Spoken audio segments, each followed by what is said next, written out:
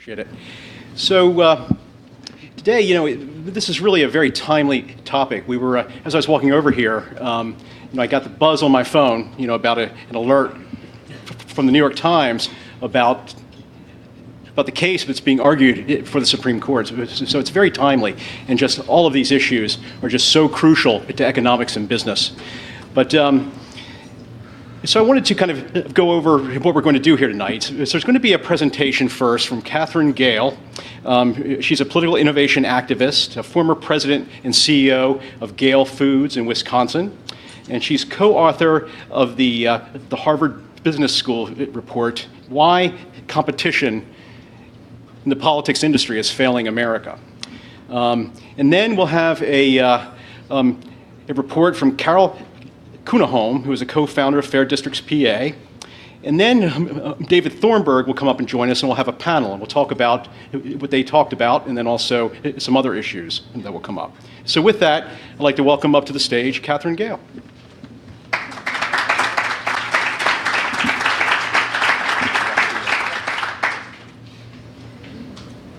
Don't trip before you start. That would be bad. So, thank you very much. I'm really happy to be here, in part because, as Craig just mentioned, the Supreme Court heard a Wisconsin case on gerrymandering today, and I've been part of that case since I'm from Wisconsin in supporting it and raising money from Republicans and Democrats and independents for the case.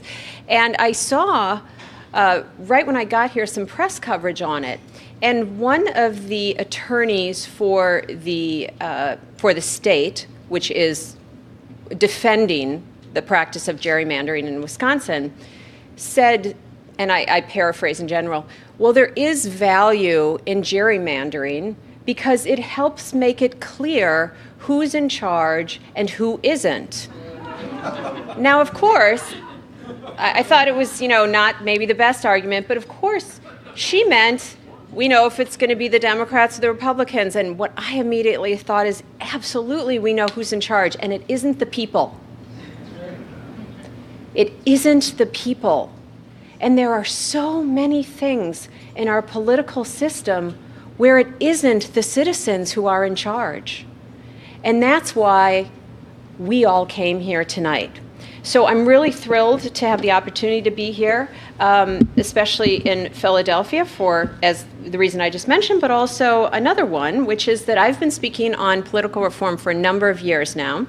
And I use, my slides, these are the wrong slides, Carol.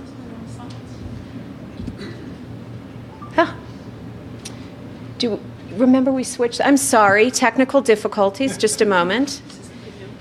This is not the new set. Okay.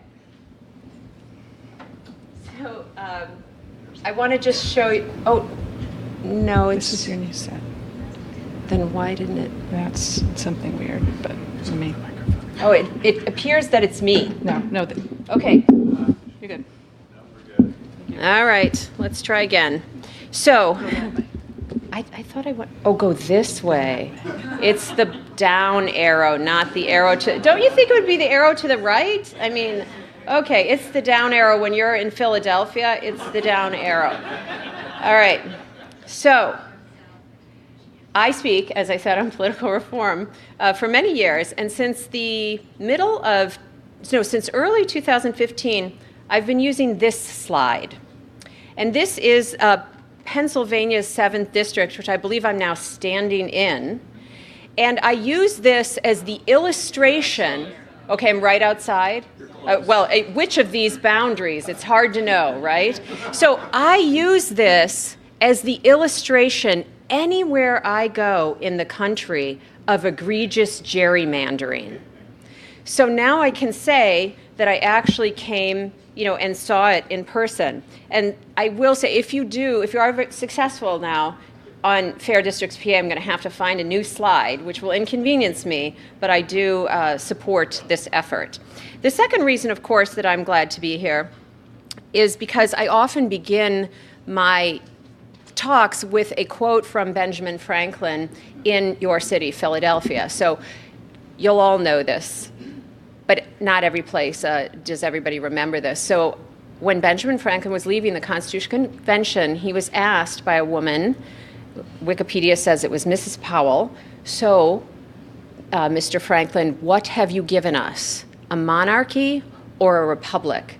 And Benjamin Franklin replied, a republic if you can keep it. And fast forward to today and the state of our republic, how many of you have ever said, Washington is broken? Absolutely. But in fact, what I'd like to talk about tonight and show you is that Washington isn't broken at all in any way, shape, or form. In fact, Washington works exactly how it's designed to work, and Washington is delivering precisely what it is designed to deliver. Now, I'm going to pick up that thread in a moment, but first I want to talk about what's at stake, about why it matters whether our democracy functions or not. And it matters for many, many reasons, but core among them is the foundation of U.S. competitiveness. And I know there's so many business people in the room, and as a former CEO, an active business person, I care deeply about the state of competitiveness.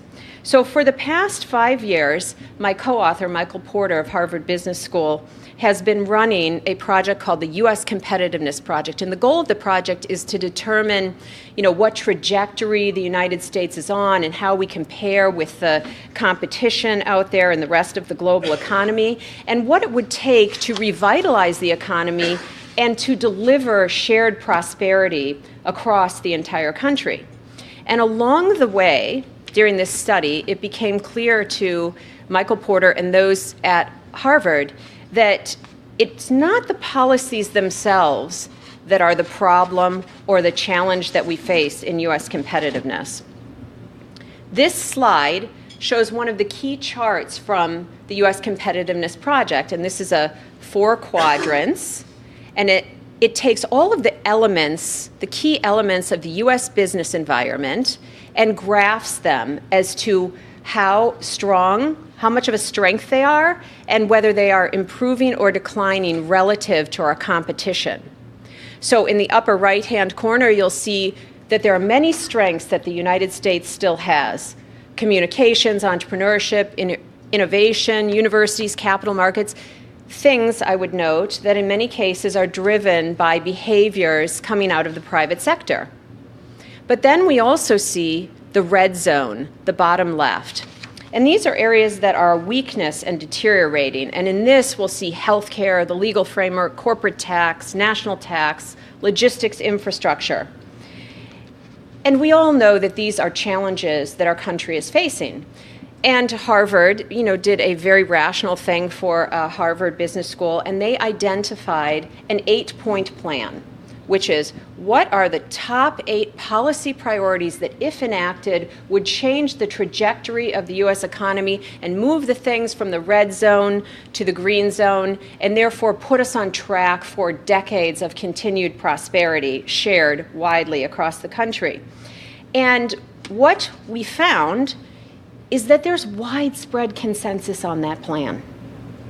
Actually, if you go behind closed doors, and closed doors is the key, even in Washington, D.C., the broad outlines of bipartisan compromise, landmark legislation on many of these key issues is known to the actors in that system, and has in many cases been known for years. Now, I'm not suggesting that the solutions are easy, they're hard, and the devil's in the details, but nonetheless, the outlines of compromise and the knowledge that if we don't solve these specific problems that are in the red zone, that they will be an anchor on our competitiveness. That knowledge is shared and understood, and yet we do nothing. And when we started looking back in history, it's not just that we're doing nothing now, it's that we really have made virtually no progress on any of these issues, on the tough but key issues, for decades. And it's become clear that the problem was not what to do. The problem was not what policy was the right policy. The problem is politics. We simply can't get much of anything substantive done in America. In practice, there's no political will. There's not an ability to do what the country needs done, not on the economic agenda, nor on the social agenda, where America is also falling behind. And the conclusion is actually on the exact same slide. Look, bottom left. The political system is viewed as the biggest weakness of the entire structure of American competitiveness. And it's viewed as deteriorating as fast. The only thing that's deteriorating faster is the national tax code. So that is quite a sad commentary. And when I saw this slide originally, even though I was already working in political reform, I was really struck by that. Because when I think about America, think back post-World War II, and just imagine if we had been able to graph these elements at that time, the U.S. position in the world and what we were delivering both at home and abroad. Would the U.S. political system have figured in this position? Absolutely not. It would have been a core strength. And the fact that it's now here, and that, you could quibble, it should be, a few millimeters to the right or up or something. The fact that it's in this red zone quadrant bodes very ill for all of us. And that's why Michael Porter from Harvard Business School and I came together. We wanted to work on a case for investment in political reform and innovation. And we released a report on September 14th that many of you saw, and thanks to those of you who read it, called Why Competition in the Politics Industry is Failing America. Now, Michael and I are not political insiders or political scientists or even political experts. We both are, work in business. I mean, he is, as many of you know, the father of modern corporate strategy and of competition thinking, and I am a former CEO of a cheese company in Wisconsin. So I really came to type there. And we nonetheless came together to bring a new lens to looking at the political system, because despite the incredible amount of commentary that we can find 24/7 on politics, there was not a clear and compelling diagnosis of the problem that lent and led directly to a prescription for action. And we said right from the start, let us not do something, write something, no matter how long, that simply adds to the depressing commentary about politics, but rather let's do work that, if it is analytically rigorous, at the end of it provides a prescription, provides criteria, provides a framework for determining what would be the intervention to make it different. Because aren't we all tired about hearing about what's wrong without knowing what we could do? And therefore, we were able to use the tools of analysis that have been used for decades in other industries to understand how they work. And it's very important to understand that politics is an industry. And by using these tools, we can uncover root causes in a way which will, when done well, seem obvious, and yet has not necessarily, without that analysis, been so clear. Coming back to finish with this chart, I want to remind us that everything in the bottom red zone are mostly elements of competitiveness which government must deal with. So until such time as we address the dysfunction of our political system and deliver a system that's incented to actually solve problems in these areas, we will not be able to fix independently any of these things in the red zone. And therefore, U.S. competitiveness continues to be at risk. That's what creates opportunities for businesses, for individuals, for everyone in this room, for all citizens. So let's go back to that perfectly designed government that I mentioned before. How can our government be so perfectly designed and yet deliver such dismal results? And the answer is that it's not designed for us. Shocking as that is, the system has been designed and fine-tuned over time for the benefit of private gain-seeking organizations. That is, our political parties and their industry allies who collectively make up what we now call the political industrial complex. Remember Eisenhower warning against the military industrial complex in his farewell address to the nation? We now warn today against the misplaced power of the political industrial complex, which moves in its own way according to what's good for itself and not necessarily at all for citizens. So our mistake has been assuming that our political system has been designed for the citizens, the voters. In fact, virtually every time you look under the hood of the system, you'll find that the political system simply doesn't work the way Schoolhouse Rock told me it worked. It really has a whole different set of rules, and as we all know, the rules of the game affect the way the game is played. So I'd like to give you a couple examples that are in no way exhaustive of the distortions in the system, but give you a sense of the number of hidden rules out there and what types of consequences their existence could create. So think back quickly to 2009. Joe Biden has been inaugurated as vice president, and now his Senate seat in Delaware is open. So I'm not from Delaware, but this is a story that a good friend of mine, Mickey Edwards, a former congressman, shared with me. And Mike Castle was the former governor, former congressperson from that state, and he was, after Joe Biden, maybe even ahead of Joe Biden, widely understood to be the most popular politician in the entire state, and therefore he was known to be the next senator from the state of Delaware. And he was a Republican. So he runs in his Republican primary because he just has to do that, to get elected. And if you'll recall, that was 2010, and it was the Tea Party wave, and Mike Castle lost his Republican primary. He lost to a woman named Christine O'Donnell, who got 30,000 votes in a state of 1 million people, because primaries are very low turnout. No problem. He's still the most powerful politician and most popular politician in the state. So what logically makes sense is that he could turn around and run in the general election as an independent and, get elected and go off and do all of the things he probably already planned to do in Washington, D.C.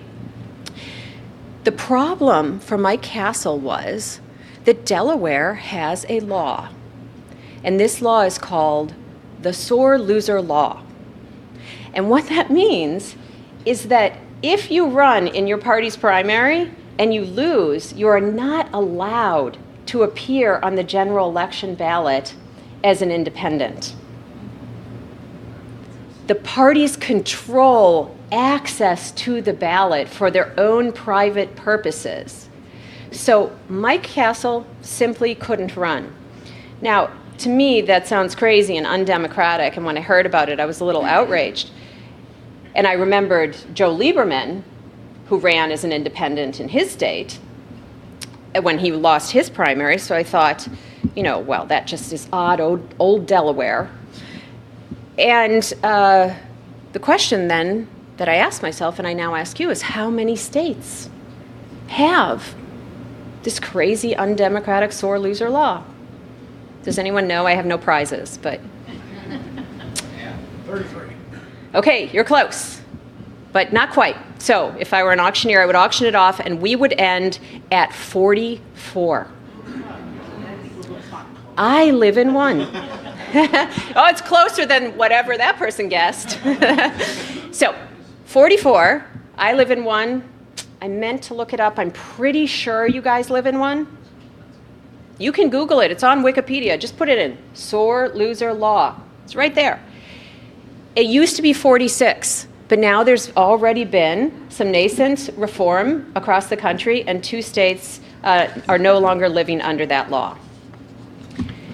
Now, that's just a crazy, it seems sort of quixotic, but there are these hidden distortions in laws and practices and policies that have been created over time by the duopoly, which is what we call this, two rival industry. that has optimized the industry, the politics industry, for their own private benefit. And then they have these effects. So one of the things that happens with partisan primaries, which are publicly funded, but they really are simply to see who's going to carry the brand for that private political organization. Partisan primaries are a huge problem when it comes to actually getting things done. Because it's not simply a question of what it causes the candidates to say in the primary, it's the behavior it necessarily incents when they are legislating. So if you picture yourself as a legislator in Congress, and you're thinking about whether you are going to vote yes or no on some massive bipartisan compromise legislation, nothing perfect according to your ideology, nothing could be, on healthcare or immigration or debt deficit, let's say the Simpson Bowles.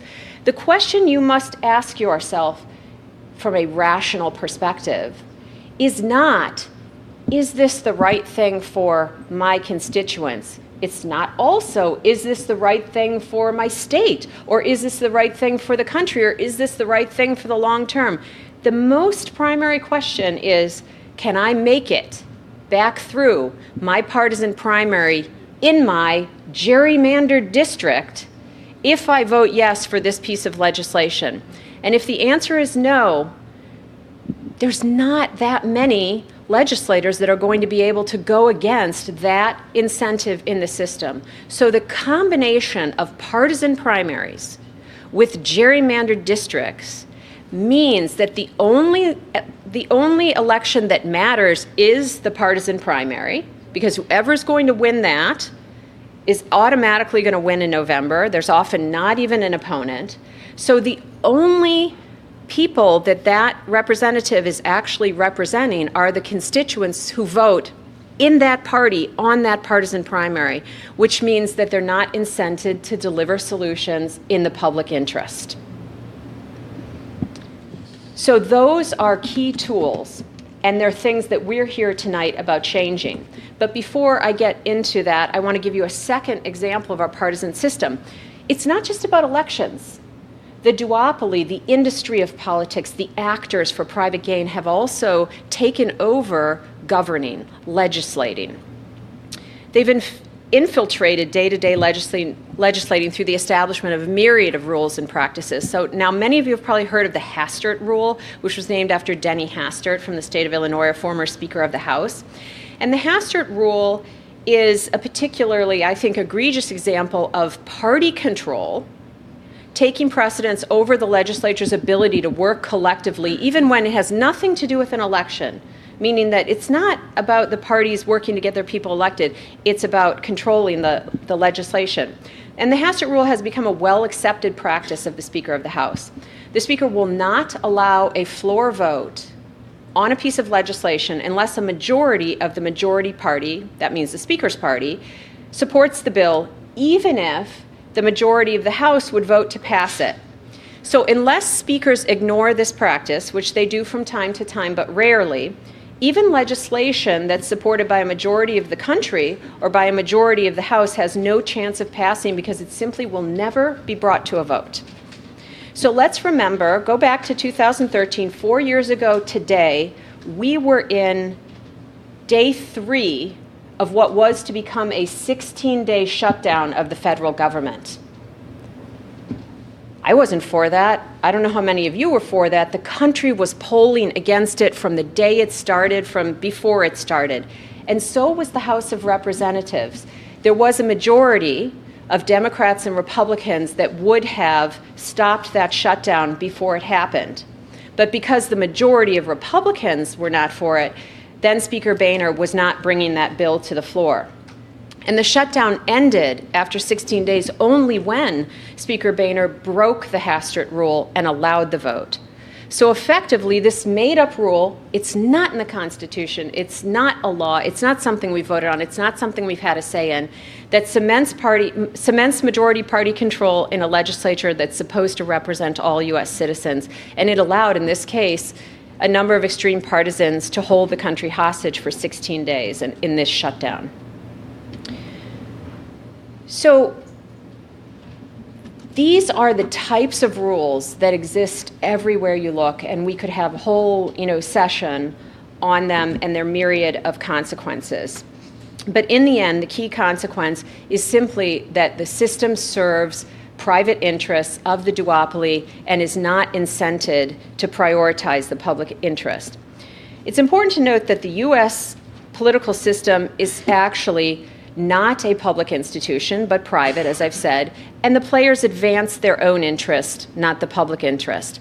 Critically, and very differently from most industries, there's actually no independent regulation in the politics industry because the players themselves control the rules of the game. When I first started speaking on these issues, it was not uncommon for business people to come up after a speech or after reading something that we had written and suggest that the right way to proceed would be an antitrust suit, because there are a lot of antitrust-like behaviors in the politics industry. But it turns out that actually the politics industry is not subject to antitrust laws. And that has actually been tried, but with no success. So we have now ended up with the system today where the actors in that system are thriving, and yet the American public has never been more dissatisfied. You see that there's an 85% disapproval rating on average of Congress, and yet we have no new entrants, no new competition. And we're going to talk about why that's the case. Now, troublingly, there's no accountability for what's going on. And that's really because there's a duopoly. The consumer only has two choices. So if you think about it, the consumer, the customer, the voter shows up in November. They may not like either of those choices, but the best that they can do in choosing is to pick the one side that they think at least represents what they might like to see happen. And they have to keep picking that side unless they change their ideology, no matter the record of accomplishment or not of that party in delivering what they say they're for. So I'm going to spend a little bit of time talking about some of the analysis that Michael and I did on the structure of the politics industry, and then talk about what that says about what reforms we're going to look for. But before I do that, I'm going to admit that I forgot to turn my stopwatch on, so I'm going to need one of my friends on the panel with me to hold up a sign for me when I'm at 15 minutes left, okay? We're also helpful to each other. Okay, great. Because usually I put my timer on and then I know how long I've gone on. Before I get into the structure, though, I want to bring forth a quick point. When you're going to analyze how well an industry is functioning, you want to understand what that industry should be delivering. So we actually took a look at what should success look like in the politics industry. So for example, in regular for-profit industries, and I ran my company, we'd be looking for profitability and growth, and we would want to understand the structure of the industry and whether it's delivering that for more or fewer players in that industry. But the question is, what should we look for in a healthy political system? Because it would seem to be that we would all have an immediate answer for this, and yet it turns out that we rarely discuss this, and there's not consensus on it. In fact, before I get to, well, I'll get to the outcomes, and I'll tell you a quick story about that. So we propose that there are 4 outcomes that a healthy political system should deliver. If the system were healthy and was competing on their ability and their record of delivering these outcomes, that would represent a healthy system. First, practical and effective solutions to important policy challenges. So not an ideology, not we think, it should be like this, but actual, full-fledged, nuanced, compromise, able to be passed solutions, which leads to the second one, which is action. In a healthy system, you wouldn't be able to say and get credit for being for something if you never actually delivered anything. And yet, when you only have 2 competitors, you can win by just saying you're for something, even if you're not good at delivering. Third, a healthy political system would produce, over time, broad-based buy-in on the direction, the policy direction that was enacted. Not always at the beginning. You need leadership. You know, it's not majority rule, but over time, you would be able to bring citizens together around the solutions that were enacted. And of course, it has to respect the Constitution and the rights of all citizens. And our system is currently delivering none of those. This is an example of, oh, I think we're missing some of the votes. Okay, this is an example of how this works in practice. What this chart shows is landmark legislation passed over time, beginning with the Social Security Act in 1935, and the red and the blue are our two parties, and how many votes each party had for that legislation. So you can see that up until the Affordable Care Act in 2010, key landmark legislation was always passed on a bipartisan basis, even if one party led the charge. And yet, in 2010, for Affordable Care Act and Dodd-Frank, we had the Democrats doing that all by themselves. In fact, the Affordable Care Act got not a single Republican vote. This is symptomatic of what the political system currently delivers. It's not designed to deliver the solutions, the action, the legislation that we need that will endure. I'll give you the quick example. I used to play partisan politics. I mean, I'm really passionate about this, and it was early apparent to me, well, then I have to get engaged and pick my candidates and support them and help make the best candidate win. And that's how we would drive the results that we wanted in the system. And so because of that, I raised money and was engaged, and I got a private meeting with a very prominent Democratic senator, because that was the team that I played on, the Democrats. And so I was so happy because I wanted to talk about what was the likelihood that we were going to, make certain progress in legislation during that Congress.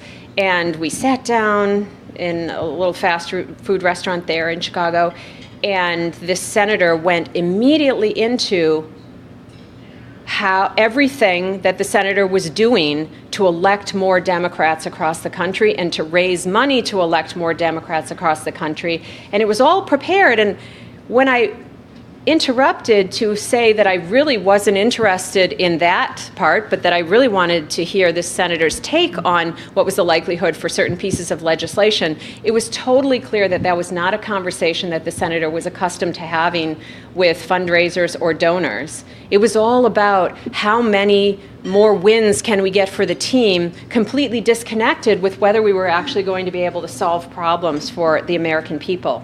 But in healthy competition, industry actors would be competing on those dimensions, and that's not what we have right now.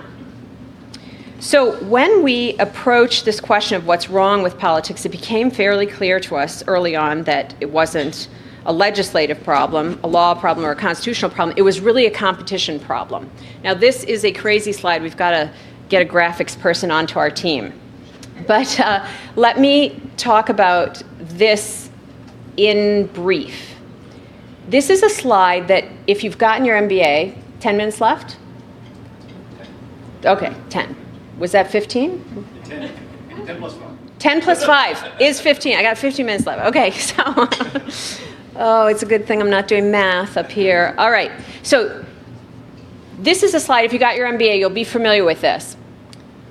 Michael Porter invented years ago a theory called 5 forces to analyze industries and understand what's going on in an industry, and also use an individual company's strategy.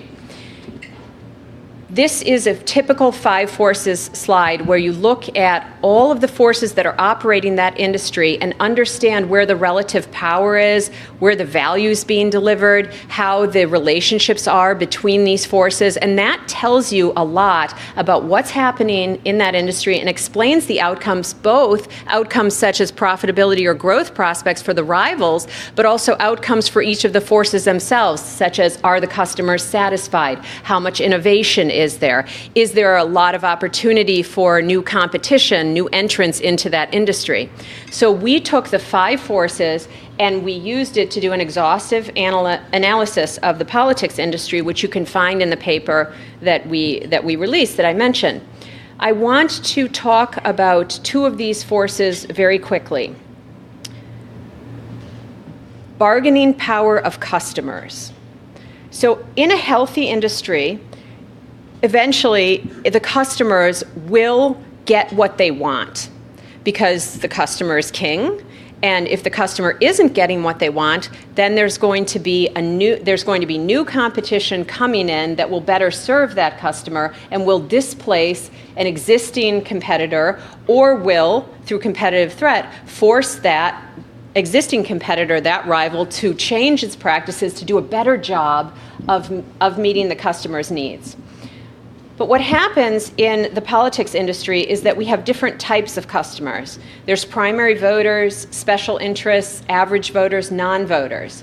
If you think back to what I said to you earlier about partisan primaries and the power that they have, it will make sense to you that we found that primary voters have a great deal of power over the behavior of the rivals, the two sides of the duopoly, in the politics industry. Special interests and donors also, we intuitively understand, have a great deal of power in this system. It turns out that average voters who only vote in those essentially irrelevant, in many cases, general elections and don't donate have very little power at all in the political system.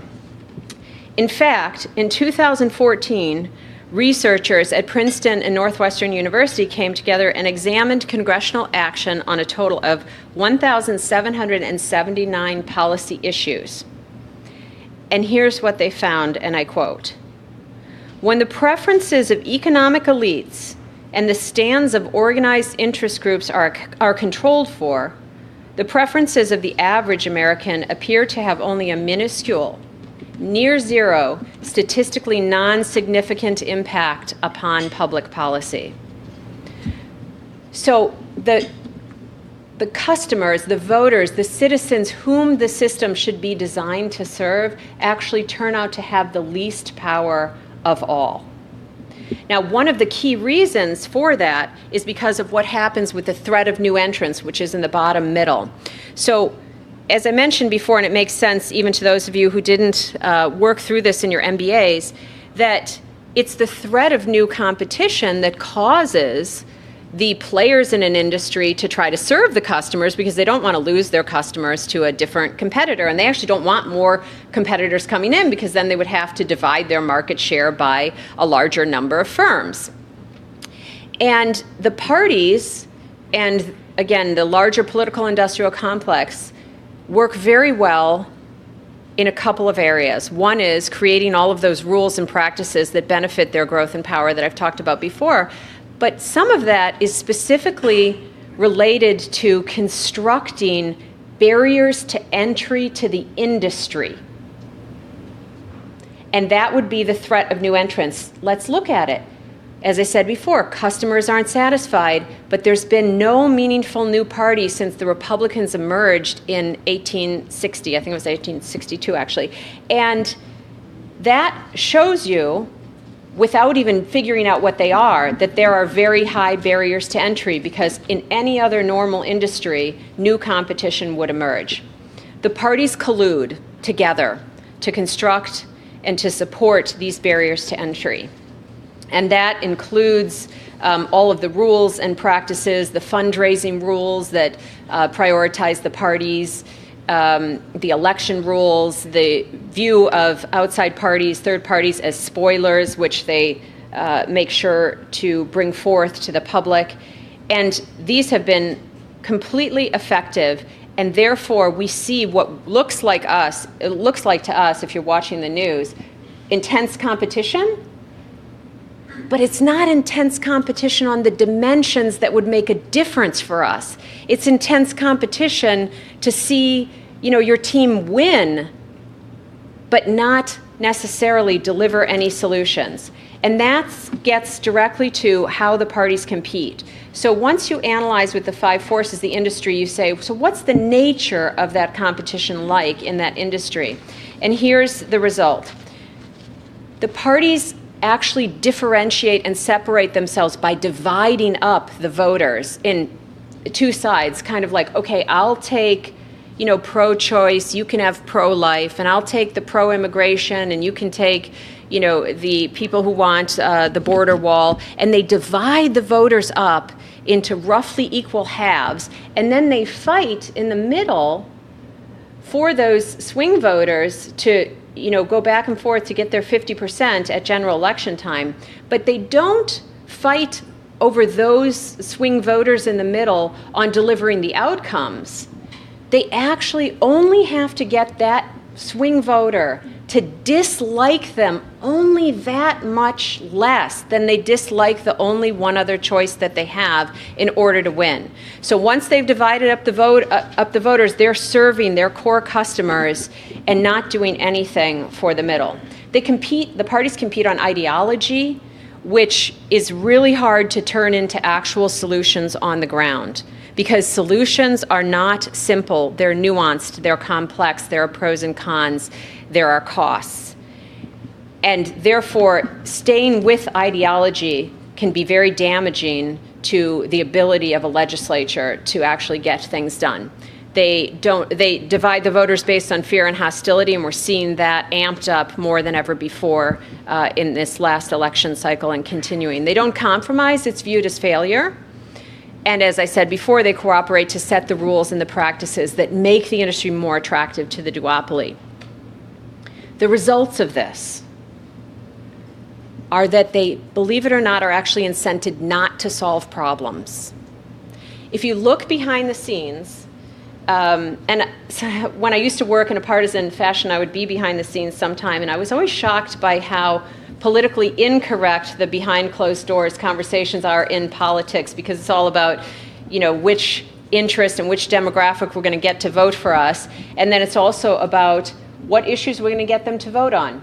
Sometimes parties will make decisions, candidates will make decisions to not solve an issue because they want that issue to be relevant at election time. Because if they solve the issue that everybody voted for them to solve in the last election, then maybe those voters will choose a different issue to care about in this election and won't keep returning them to office. So they want to keep their core issues alive, and they just want, as I said before, voters to think they're like a little bit more likely to solve it than the other guy. But who really thinks they're going to solve it? Not many of us anymore. And they're not accountable for results because you can't choose someone else. And as you saw briefly in 5 forces, there are no countervailing forces to restore the healthy competition because the barriers to entry are so very high. One of the results of this whole structure has been that we see a decline of moderates in both the House of Representatives, which is on the left, and the Senate, which is on the right. Now, I want to be clear. Thank you. It's not that moderates are the only valuable kind of politician. We don't want everybody in the squishy middle. Progress often comes first from extremes and new ideas on both sides.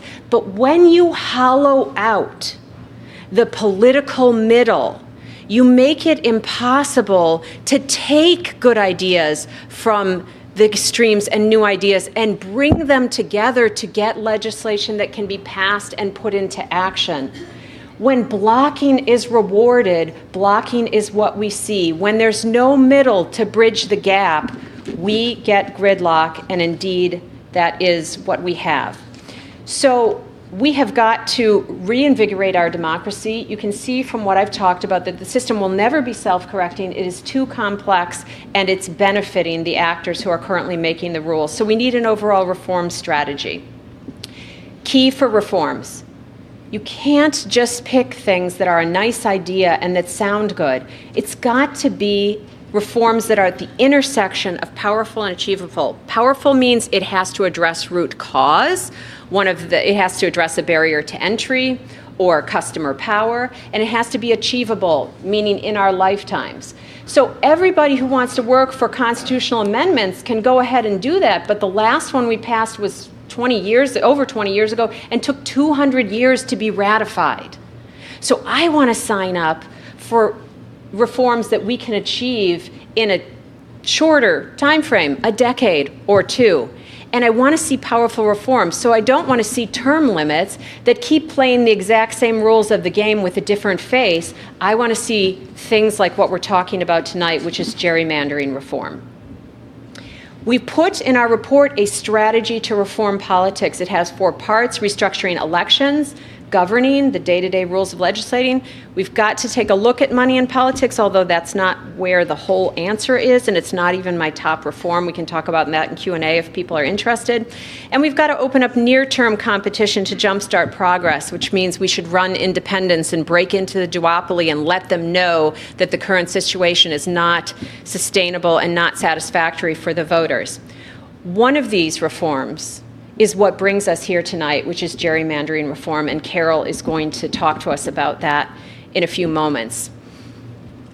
Our responsibility as citizens is to remember that the political system is a foundation of everything that has made us great and created opportunities for us, for our children, for the generations to come. It actually makes me emotional. It stands in the way of progress on every important issue. I left my 4-month-old baby to come here to talk to you because this is what matters for their future. And the system was corrupted by the people in the system, not because they have bad intentions, but because they're rationally doing the things that make sense when you're in a private gain-seeking organization and competition doesn't hold you accountable. So we must get involved. I end with a quote from John Adams, another founding father. "There is nothing which I dread so much as a division of the Republic into 2 great parties, each arranged under its leader and concerting measures in opposition to each other." And that's where we are at. And it's delivering exactly what John Adams would have expected it to deliver when he gave us this warning, probably in Philadelphia, or at least we can think that, so many years ago. And it is why I am so hopeful that what this group is about, and those of you that will join to this group after tonight, hopefully by the end of the night, will have success in making one of these critical root cause reforms here in Pennsylvania by eliminating the practice of gaming the system of drawing districts simply for partisan political gain. And so with that, I want to thank you. I look forward to the panel, and it will be up to Carol.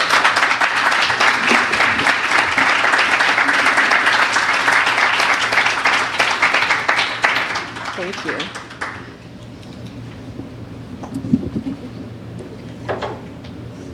Thank you, Catherine.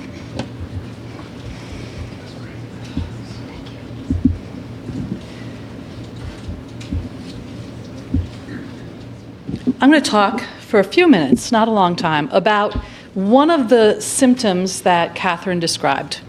One of the ways that our duopoly holds power, one of the ways that that narrative of division undermines our representative democracy and keeps us from thriving.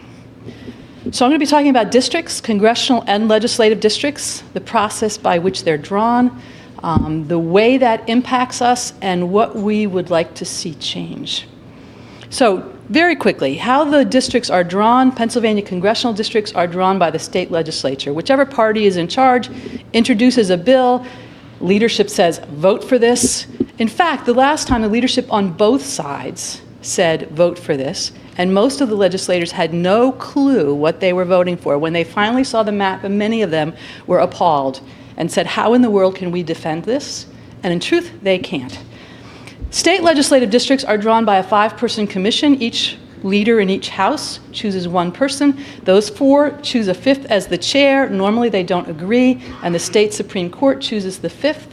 We have a partisan state Supreme Court, sadly, and that person they choose will be partisan. Whichever party ends up in control draws the map to suit themselves, with some conversation back and forth with their favorites on the other side, to keep incumbents in control and to manage the process. There are some laws in place. I'm not going to read what they are. They are ignored. Classically, they are ignored. So the idea that districts must be geographically compact and contiguous, if you look at our maps, you will see that there is very little awareness of that reality on behalf of our legislators. Which brings us to the word gerrymandering. It's interesting how many people use the word, they're not quite sure what it means. It just simply means manipulation of electoral maps for political advantage. And we believe it's a conflict of interest that threatens the integrity of our elections. The term dates back to 1812. Governor Elbridge Gerry of Massachusetts approved a set of maps that looked like a salamander. The papers termed it the gerrymander, and that word has been used ever since. The same people who draw the maps have a vested interest in creating districts that will help them stay in office and that will allow their parties to stay in power. And both parties are part of this, as Katherine talked about. There's 2 parties, they're drawing the maps, and they're being very careful to make sure that their people stay in charge. Now, you may have seen this graphic. This is a classic graphic. It's from the Washington Post. It's been shared out in many, many different ways. And it shows how gerrymandering works. If you have a majority, whoever draws the maps can either draw it so that you have a fair representation of the people there, or it can be drawn in a way that the group drawing the map captures. If the blue has 60% and 40% red, they can actually capture the entire thing and walk away with 5 districts. If the red has the power to draw the lines, even though they're minority, they can draw the line so that they end up with a majority. Now, I don't particularly like this graphic because it talks about the game as a game. And Katherine was talking about the game that is Democrats versus Republicans, red versus blue, and the people that are lost are us, the citizens. We are not red or blue integers on a chessboard or a checkerboard. We're people. And so I like to kind of think about us as people, not necessarily red or blue. Some of us are dark red, some of us are light red, some of us are deep blue, some of us are light blue, some of us are green, some of us are independent, some of us are prohibition party. Did you know there was one of those in Pennsylvania? There is. They never do anything, but I shouldn't say that. They try hard, but they're kept out, as the other third parties are. It's not about parties, it's about people. So if you had a configuration like that, you could actually draw the map in a way that in every district, the candidates from both sides had to appeal to everybody. So if you had districts drawn in this way, whether you were red, whether you were blue, you would have to talk to everybody, and you would have to put forward solutions that worked for everybody. Now, if you gerrymander, the sweetheart gerrymander is a way simply to say, look, you take that spot, I'll take this, we'll divide it up so that you never have to talk to your constituents, I never have to talk to my constituents, we don't have to solve anything, they can never vote us out, and we're all happy. This is basically what Pennsylvania has. I met with my own state senator and talked to him about gerrymandering. He said, oh, it's not a problem. My colleague, other party, he and I sit down, we divide the map. It works really well. We get along great. I paused. I said, really? That must be very nice for you. But as a citizen, I find that rather appalling. He still doesn't like me. I don't know why. Cracking. Cracking is a way to take an area and divide out the citizens from the one demographic so that they have no voice. Packing is another way to kind of pull them in. If you look at our Pennsylvania cities, you'll see packing around our large cities. So the districts around Philadelphia and Pittsburgh, you know, there's Democrats who live around the cities, so the district lines kind of pull them in, pack them in as tightly as possible so they don't harm the districts around them. And cracking is actually, I think, more insidious. Most of our small cities and boroughs across the state are cracked out so they have no representation. Now, when we look at gerrymandering, Katherine had the graphic of our District 7. Any list you see anywhere of 5 worst districts in the country will have District 7. I actually live Lionville. Can you see Lionville right in the middle there? That's where I live, in the middle of District 7, although I'm not in District 7, but to go anywhere In Pennsylvania, I basically have to go through District 7. But to understand District 7, you have to see it with the districts around it. So I live in District 6, District 16. The three of those together divide out what would be a very swing region and turn it into something different. And I want you to look more closely. Montgomery County there should have one congressman of its own. Instead, it's divided into 5 congressional districts.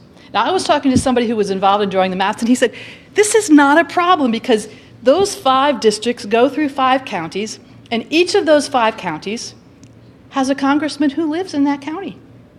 And I said, but wait, if I live in Montgomery County, you're saying if I have a congressman who lives up in Berks, I should feel okay? And he's like, well, you have it's like, that's not how representation is supposed to work.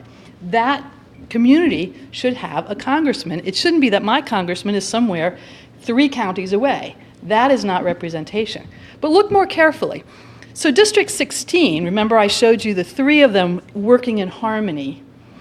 District 16 it goes through Chester County horse country, and then it goes through Lancaster Amish farm country, and then to neutralize any potential opposition that might be out there that would swing in the wrong direction, it goes up in Lassu's Reading. Now, if you know anything about Reading, it's a very poor post-industrial community. According to the 2010 census, Reading has the highest share of citizens living in poverty in the nation. That's true. I've had people challenge me. I've gone back and checked. It is true. And Reading School District is consistently one of the most underfunded U.S. school districts. Now, why does that matter? Well, it matters because there's nobody representing Reading. Reading's congressman is thinking about Amish farmers, or maybe Chester County very wealthy horse country donors. That person is not thinking about how do we solve the problems of our poor urban districts. Now, that doesn't happen just in our area. It's funny because people around the state say, ours is the worst district. And to be honest, I've spoken now in, I think, 15 counties. And every county I look at, theirs is really bad. So I spoke in Erie. Erie used to have its own congressional district that went from Erie and then looped down a little bit further into the state. But now Erie is cracked in half, 2 congressional districts, and has no voice in either of those districts. Those districts wander way out through the mountainsides, farmland, forests.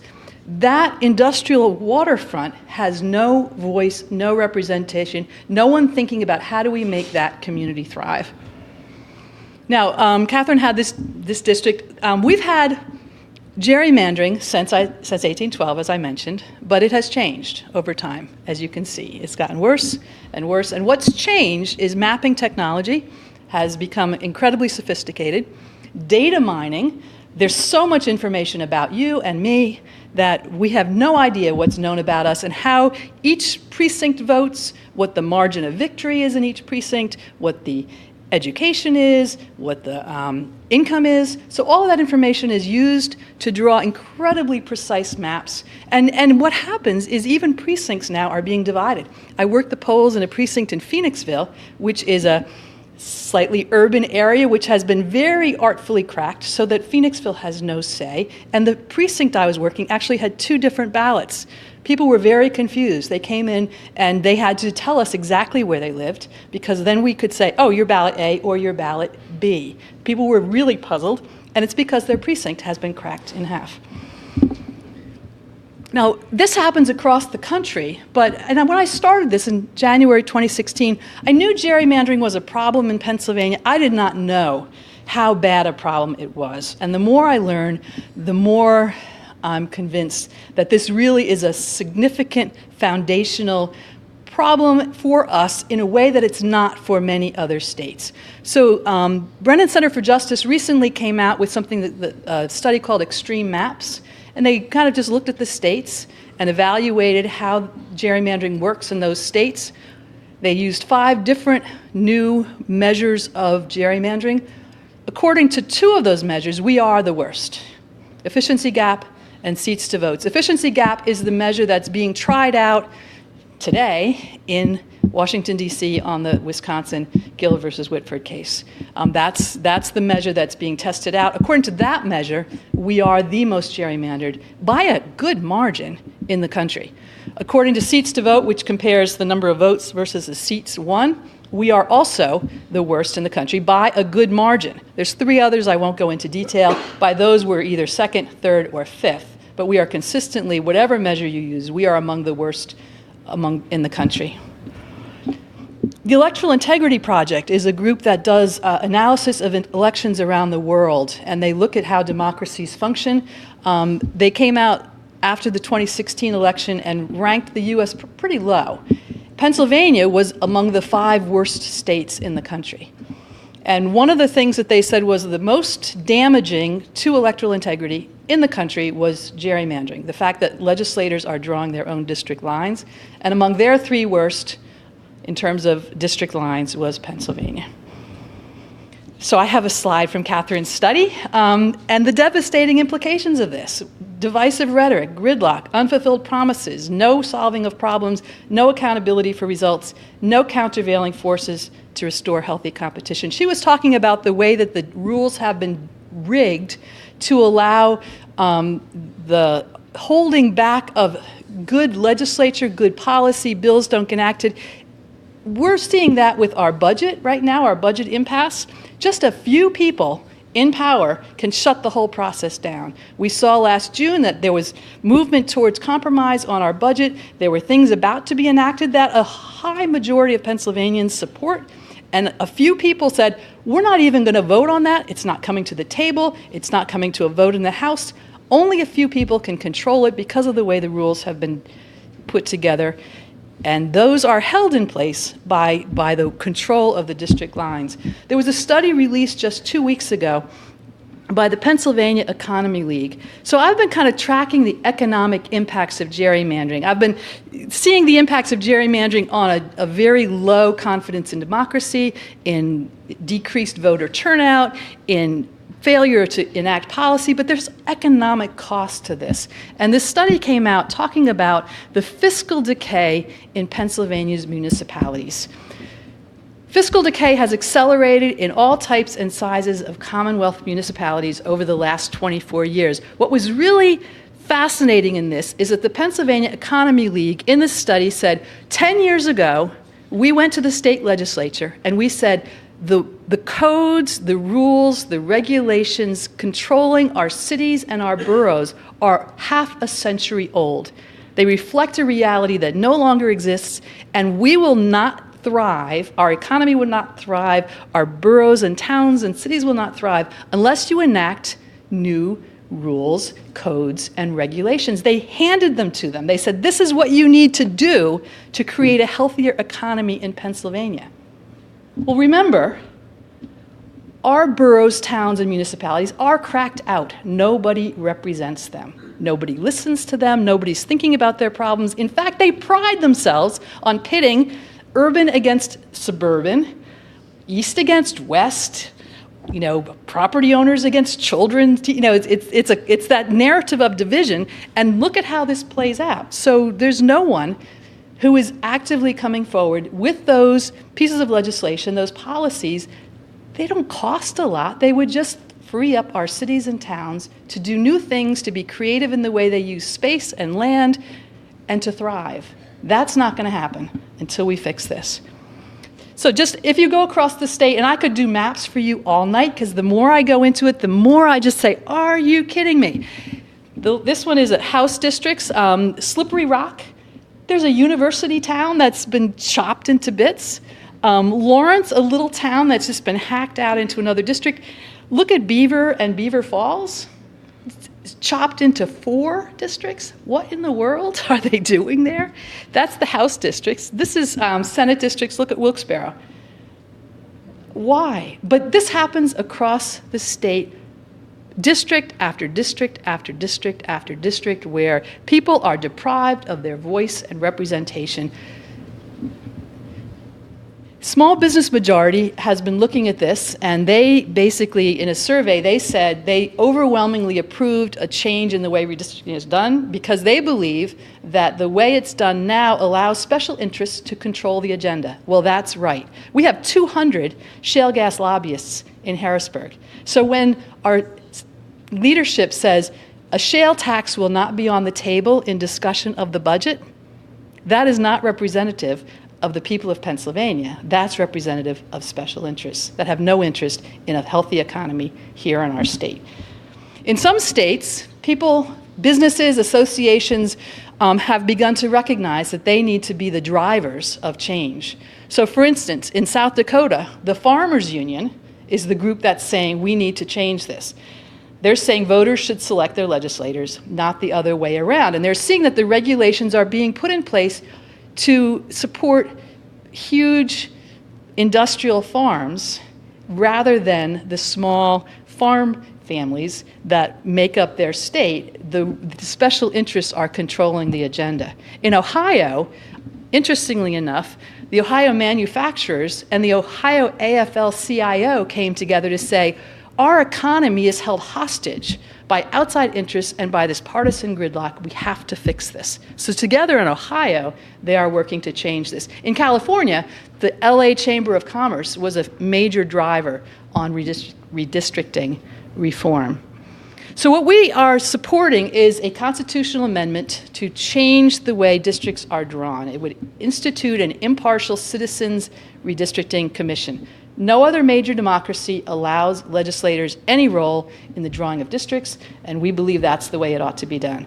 So we have two bills that we're supporting: Senate Bill 22, introduced in January of 2017, House Bill 722, introduced in May 2017. Now, when we started this, people said legislative leaders will never give up power, and the people of Pennsylvania are not interested. We've learned that that's not quite accurate. We've learned that there are many, many legislators who would love to see this fixed. They would like to represent real people, and they know that the party leadership maintains power over them by maintaining power over drawing the lines. They know that if they don't vote the way they're told, they could be X'd off the map, and they don't like it. So there are many legislators who would be very happy to see this change. Some of them have co-sponsored. Some have said, if it ever comes to a vote, I will support it. We have 13 bipartisan sponsors in the Senate. We have 96 in the House. That's the second most sponsored bill in the House this session. The only bill that has more co-sponsors is a farm bill.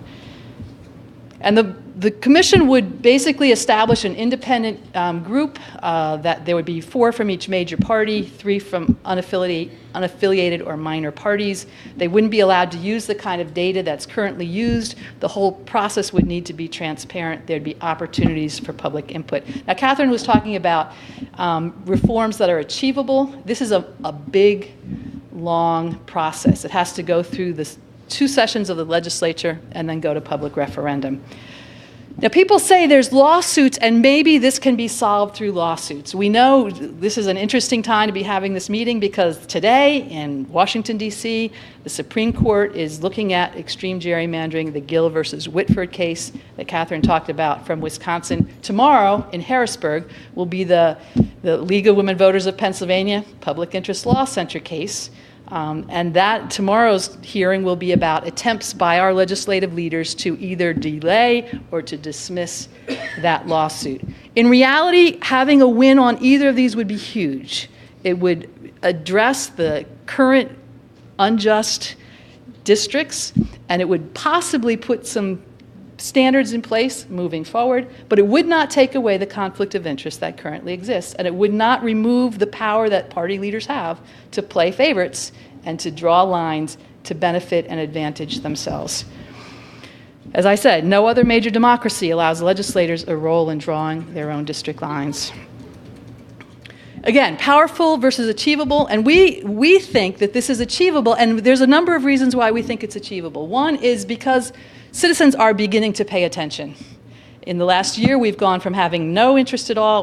Last year, there's somebody here who was one of my earliest volunteers. Janet, thank you for coming.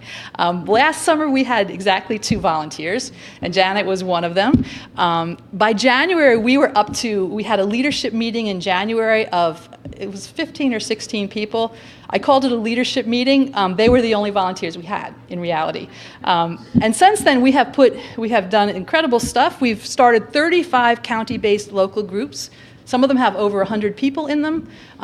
We have 7 working groups here in Philly, 6 in Pittsburgh. So in reality, we are up around 48 active groups, visiting legislators, planning events, doing public outreach in parks and festivals and fairs. We've had over 230 public meetings since January and reached over 14,000 people.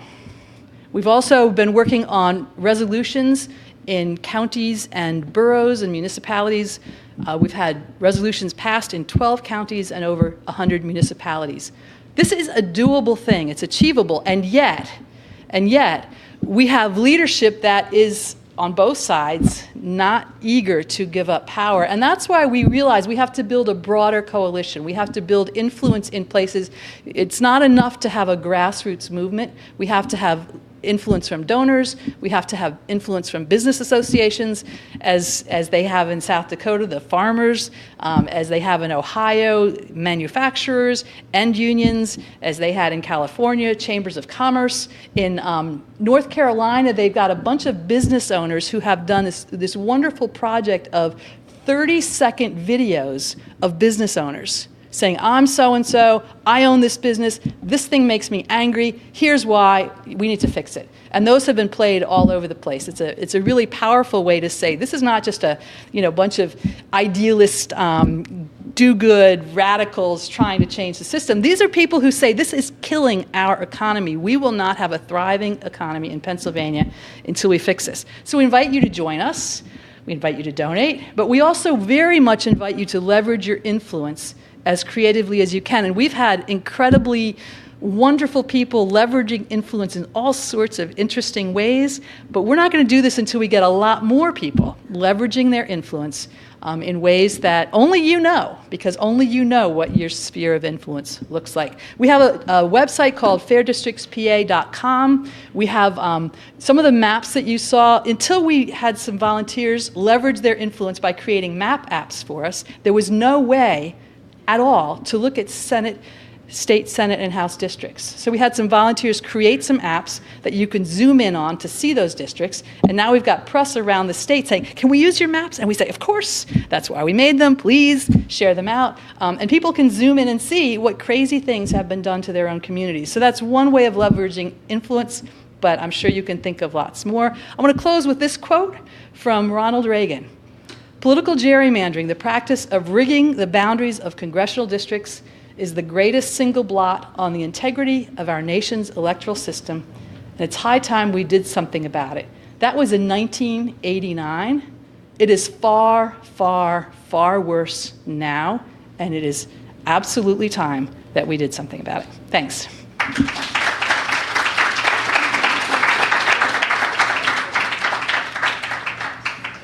So we'd like to invite our panelists up, David and Katherine and Carol.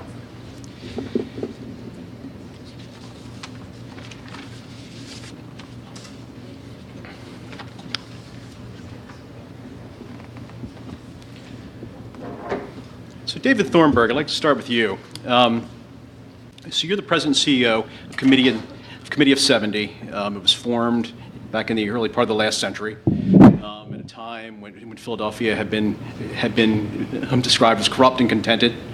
I guess I'd just kind of like to ask you, a lot of business people who were involved then, why is this why are these issues that Katherine and Carol have brought up so important to the business community? Yeah.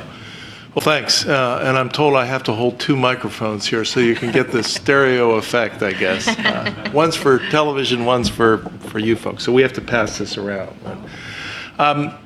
Yeah, the Committee of 70 was formed a long time ago by business and civic leaders who were concerned, frankly, that the way our political process was working was damaging our economic competitiveness. So it's deja vu all over again, in a sense. At the time, politics in Philadelphia was a contact sport. If you've ever seen the movie Gangs of New York, I think that probably describes what things were like. That sort of picture has faded, but I think the stuff that Katherine points out is very real and extremely serious and carries a sense of urgency that really have to cause us to act.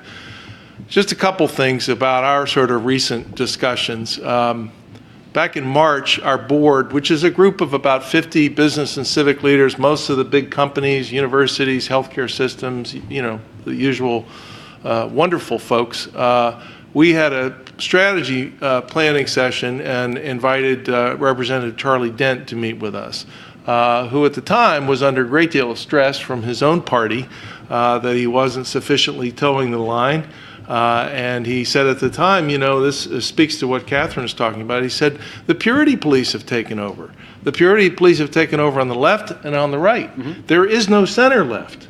And Charlie Dent was representing a purple district in the Lehigh Valley, I think a great legislator, and I could see the frustration and the tension. And it wasn't just maybe 3 weeks ago where I heard that Charlie Dent's not going to run again. And I just let out a big sigh because I think we lost something there. So the short story to your answer, I think Katherine's and Michael Porter's analysis is exactly right, that hyper-partisan dysfunction is an enormous impediment to our international competitiveness. It was true in 1904 in Philadelphia at a very local scale. We play on a global scale now, and it's very real. And unless and until we can get a problem-solving, solution-oriented kind of response that Katherine suggests, we're going to be playing the game with our hands tied behind our back, or pick your favorite metaphor in that respect. So, David, tell us about your program, Draw the Lines PA. What's going on with that? So I look at the challenge that lies ahead for not just ending partisan gerrymandering, but the kinds of political reforms that Katherine talks about. These are huge lifts. It is, by the way, I think Katherine ties these things together nicely, that the partisan primaries, which is a problem, and partisan gerrymandering have a lot in common, and they're sort of evil twins, if you will. So we have to approach it that way. The question comes down to all the arguments and logic to us, the customers, right?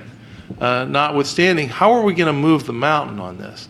And as Katherine said, this game is working perfectly well for the folks for whom it's intended to work, which is the duopoly of the two parties.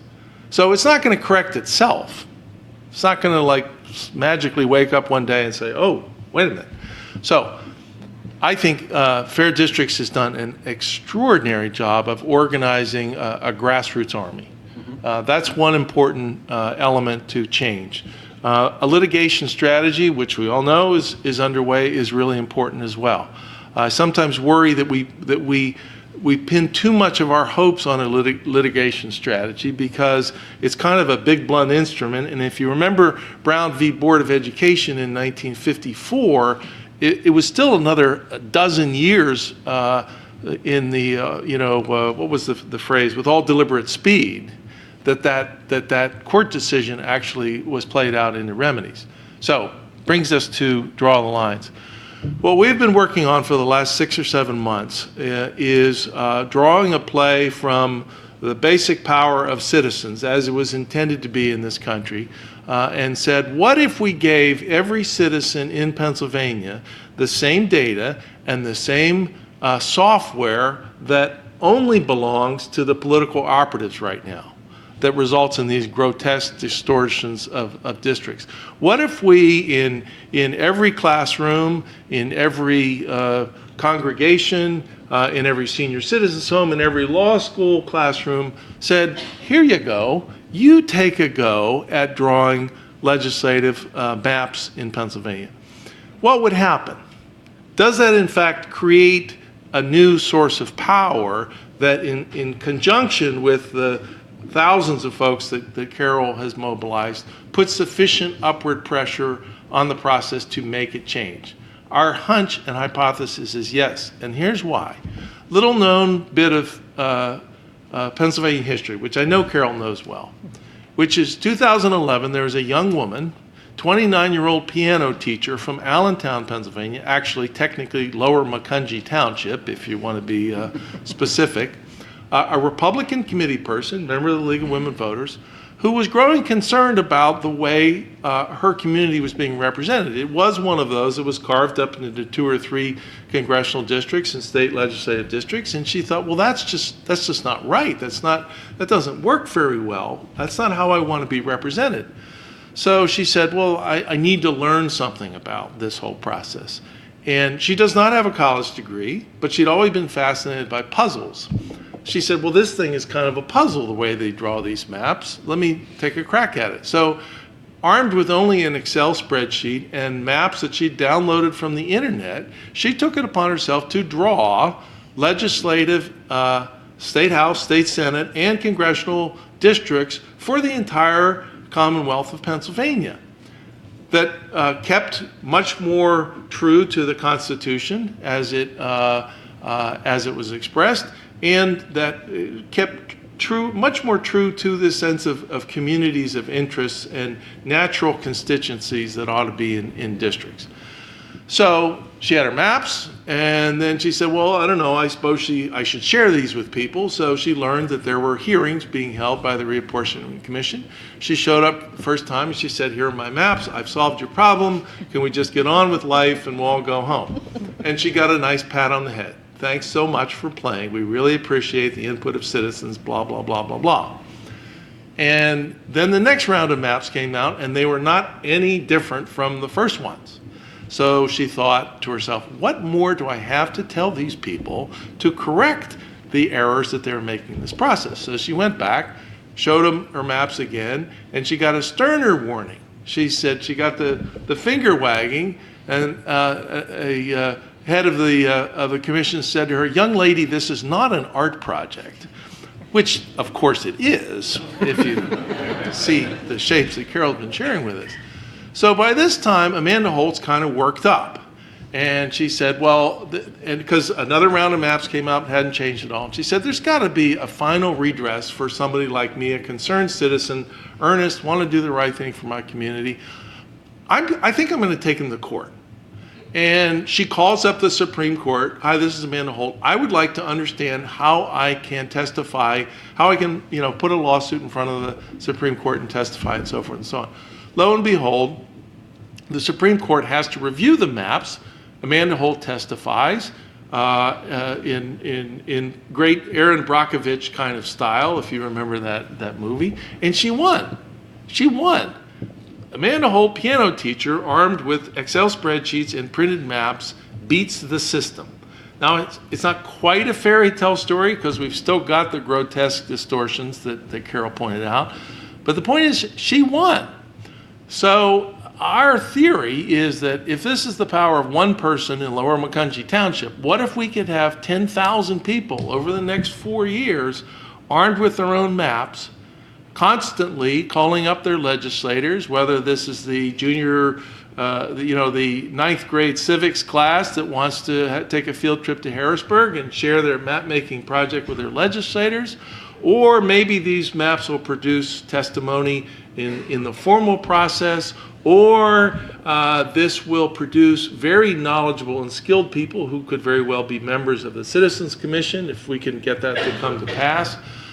In our view, the possibilities are endless, and the leverage that this seemingly simple exercise of citizenship can be quite substantial. And I'll just close. What this is also, this is sort of changing the rules of the game and making it very clear that this is not top secret science that only a few people know how to do. This is basically saying in this kind of parallel fashion that anybody can do this and everybody should do this. This is the way it ought to be. This is the way people should choose the way they want to be represented, not make these false choices between the two teams based on the playing field that they've constructed. People should be able to do this. So that's what we're doing. We're raising money for this because we have to do this for the next 4 years. We've gotten great initial reaction from foundations, both here in Pennsylvania and some national foundations. We hope to launch in spring of 2018. We have software, by the way, that was developed by a wonderful Philadelphia firm called Azavia, some of you may know, that does incredible GIS work. So that's the short story in a nutshell. Stay tuned, and we should have a pyramid club map-making project. Anybody should be able to do this. So very cool project. There you go. Yeah, absolutely. So Katherine, so you had a slide up there that kind of shocked me a little bit. When you were talking about the remedies, you had money down a little bit lower. You said money isn't all of the problem. It's other things as well. But it's interesting in that when we talk about these things, we always talk about money in politics. But what do you think are the roots, if it wasn't maybe money? What really happened to sort of change how we came up with that kind of a system that we have now? What were the roots of it?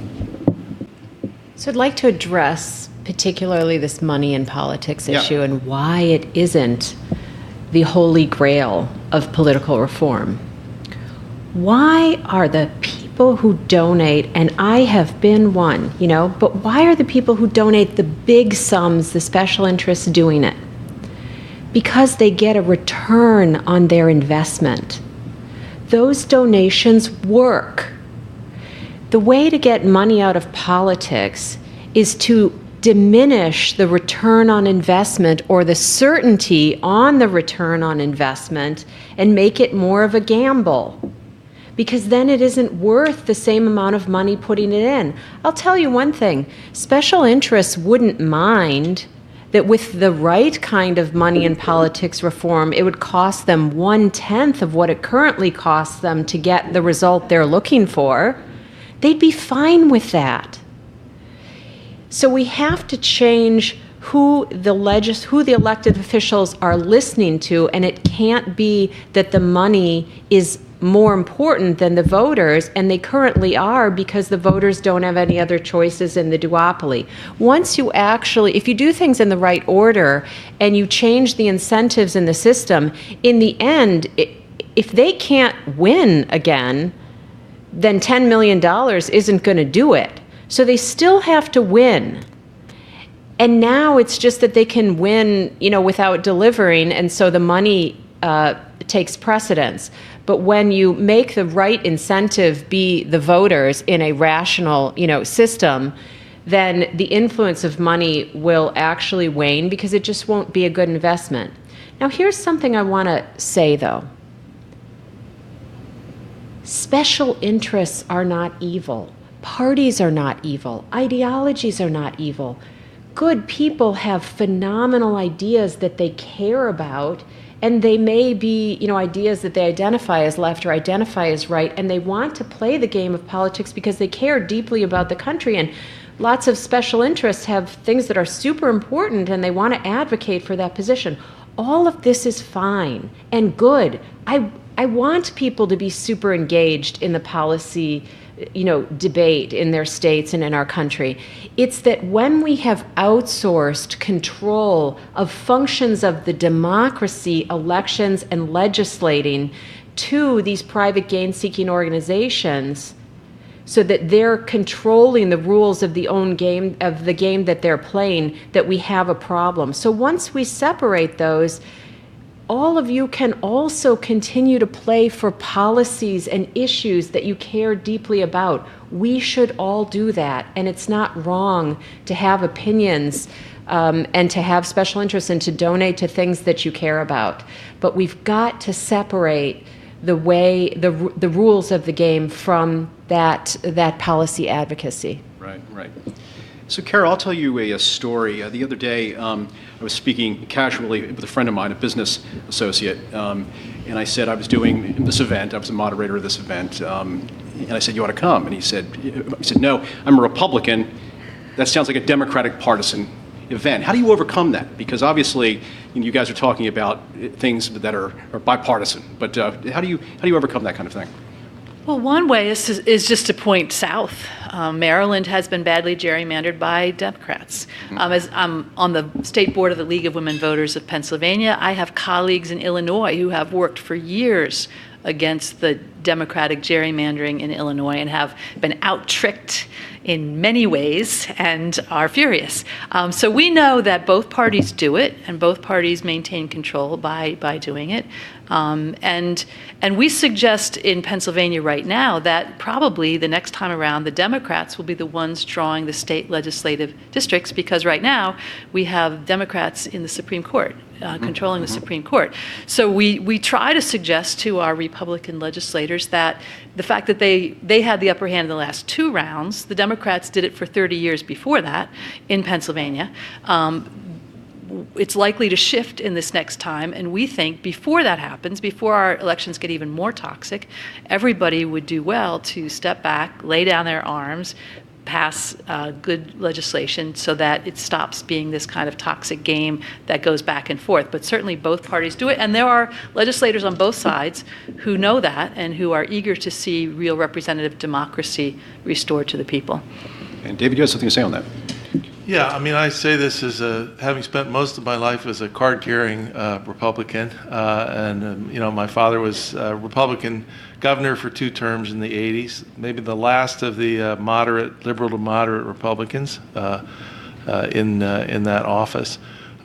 This is not about, to the victor goes the spoils. Right. This is what we've got is the byproduct of this hyper-partisan gridlock, which means we can't get anything done. And that's why we don't have a budget in Pennsylvania. That's why we haven't had 2 out of 3 of the last 3 years. We go seemingly forever. What's ended up partly because of the technology at play, we get a Montgomery County situation, which is still probably at least marginally Republican, if not 50-50. If you're a business in Montgomery County and you need congressional support for something, all of a sudden you've got 5 different representatives that you've got to go hat in hand to. Mm-hmm. So it's about dysfunction. It's not about which team's winning, and that's the ball that we have to keep our eye on, and that's what we have to solve for. Right. So I'd like to ask you all one more question before I turn it over to the audience. But so let's say I'm running a small company in Philadelphia. I've never been particularly politically active. I see a system, though, that is a dysfunctional one, and I want to change things. How do I get started? What do I have to do? What do I do? And I'll start with you, Katherine, on that. Since it's for here, can I pass to? Sure, absolutely, but anywhere, Philadelphia? really anywhere in the country. I mean, Okay, will you answer for Philadelphia, and then I'll absolutely see if I have something good to add. Philadelphia. I'll answer for the state. You will Okay. go fully to the state. Well, there's a near-term opportunity. The easy thing to say is you've got this great upwelling of interest in probably the gold standard solution in the Citizens Redistricting Committee. I mean, the Independent Citizens Redistricting Commission. So you got to get behind that.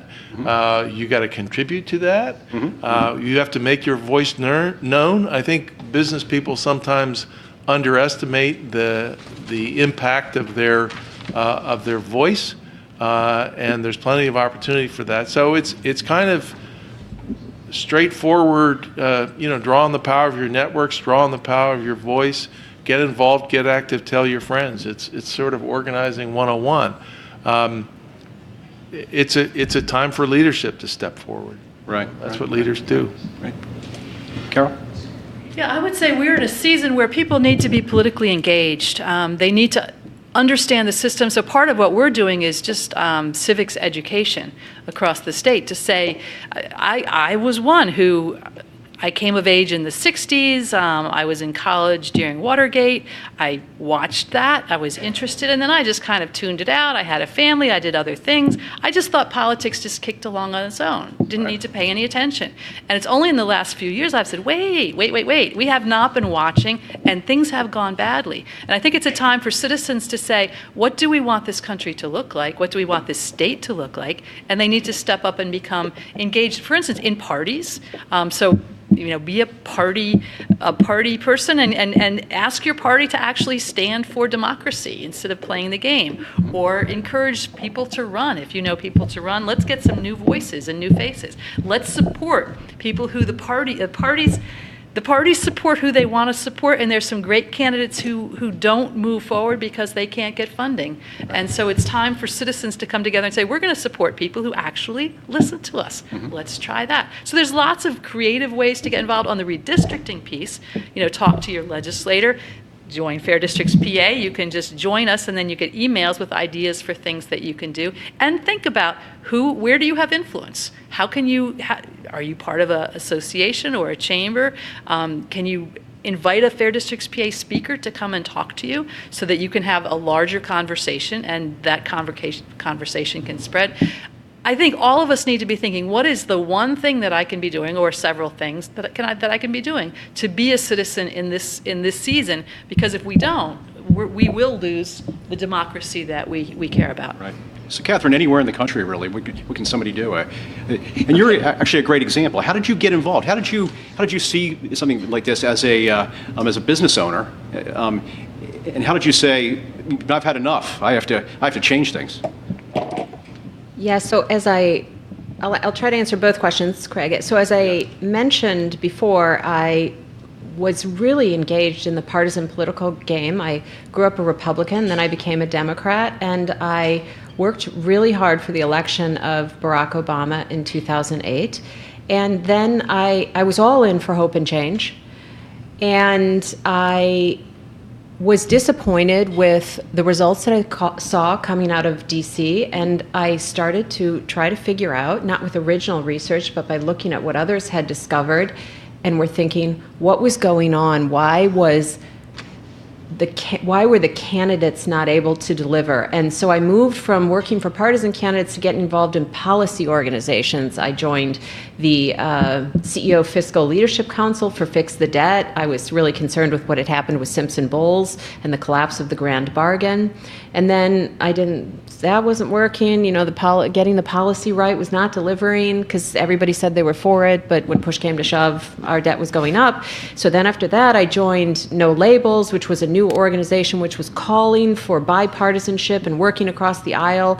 And I thought that sounded exactly like what we needed. And then when I joined that, I was at a fundraiser. I was still sort of a Democrat, and I was at a fundraiser, and I asked the woman, I was so excited about No Labels, how is this going to go? And she said, well, they don't have any money, to put behind candidates.